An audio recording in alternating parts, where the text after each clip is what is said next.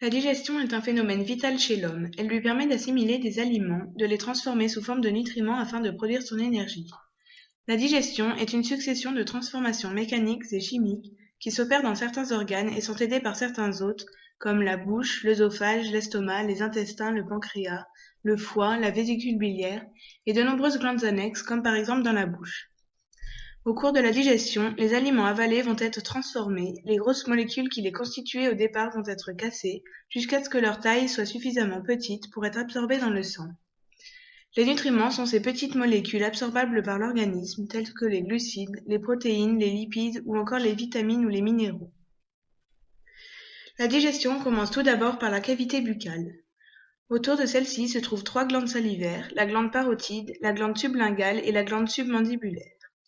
Comme leur nom l'indique, elles produisent de la salive composée à 99% d'eau, mais aussi d'ions et d'éléments organiques. La salive a un rôle humidificateur et prépare également les aliments à la digestion, car elle contient certaines enzymes digestives comme l'amylase. 2 transformations ont donc lieu, une mécanique et une chimique. La transformation mécanique est la mastication. Les dents broient les aliments et la langue aide à les placer entre les molaires.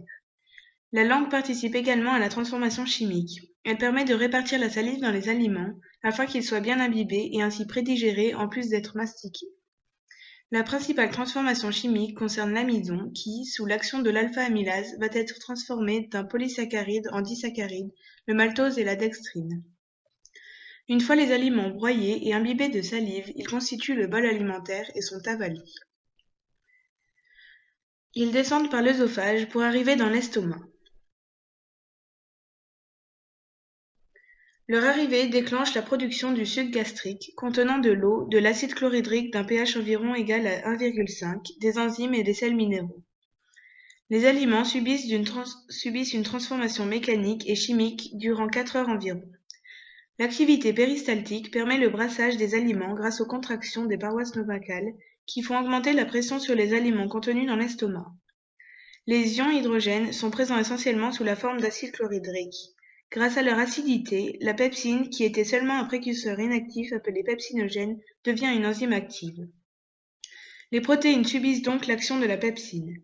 Celle-ci hydrolyse les liaisons peptidiques entre 2 acides aminés et coupe ainsi les protéines pour former des polypeptides de tailles différentes, soit des chaînes de plus de 10 acides aminés. La chymosine, également appelée présure, fait coaguler le lait chez les enfants. Chez l'adulte, la pepsine prend son rôle. La coagulation consiste à séparer une partie coagulée emprisonnant les globules gras du lait du lactosérum qui contient de l'eau, des sels minéraux, du lactose et des protéines qui vont être attaquées en partie par la pepsine. Les aliments broyés et réduits en fines particules sortent de l'estomac sous la forme d'une pâte appelée chyme.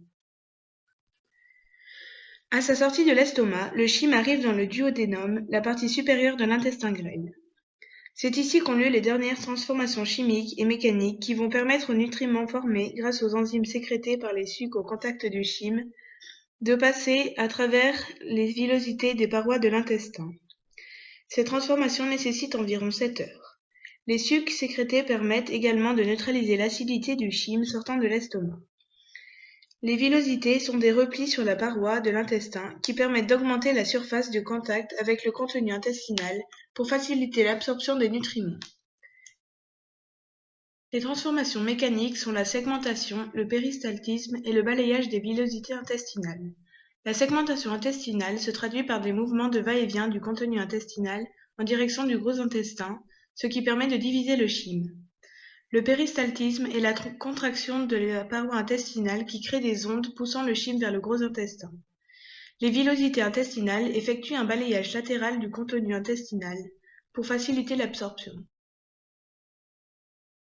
Ces transformations mécaniques permettent de réduire le chyme en le divisant et de conduire vers le côlon ce qui ne sera pas transformé en nutriments et absorbé par les villosités.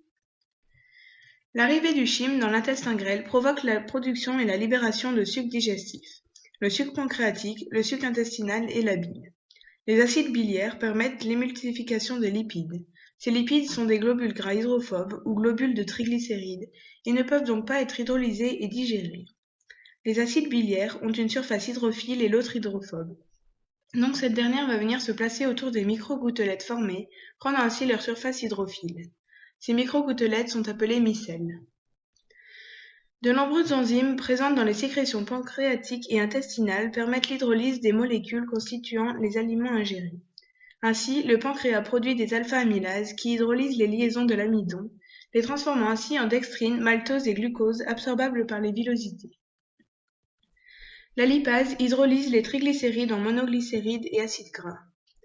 La phospholipase hydrolyse les phospholipides en acides gras et l'isophosphoglycérides. La trypsine, la chymotrypsine et la carboxypeptidase hydrolysent les liaisons peptidiques des protéines et des peptides pour les transformer en dipeptides, tripeptides, polypeptides et enfin acides aminés. La muqueuse intestinale libère également des enzymes. Le lactose est hydrolysé en glucose et galactose par le lactase.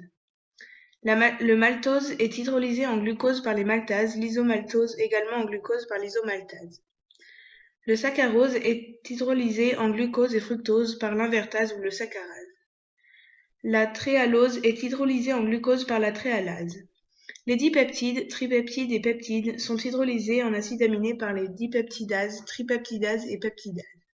Enfin, la lipase hydrolyse les dimonoglycérides en acides gras et glycérol. Ces multiples hydrolyses permettent de réduire les grosses molécules en des molécules simples et petites appelées nutriments. Ceux-ci vont pouvoir être directement absorbés à travers les villosités, par voie sanguine pour l'eau, les sels minéraux, les os, les acides aminés, les vitamines et composants lipidiques hydrosolubles, et par voie lymphatique pour les lipides et les vitamines liposolubles. C'est ainsi que les acides aminés provenant des protéines vont entrer en contact avec le système immunitaire et peuvent donc déclencher une réaction allergique. Pour finir la digestion, le liquide alimentaire parvient dans le côlon. Plus communément appelé gros intestin, il a pour fonction de récupérer l'eau présente dans les matières indigestes telles que les fibres. Après en avoir récupéré l'eau, il compacte les matières indigestes sous forme de sel, qui contiennent en plus de nombreuses bactéries et des cellules de la paroi intestinale.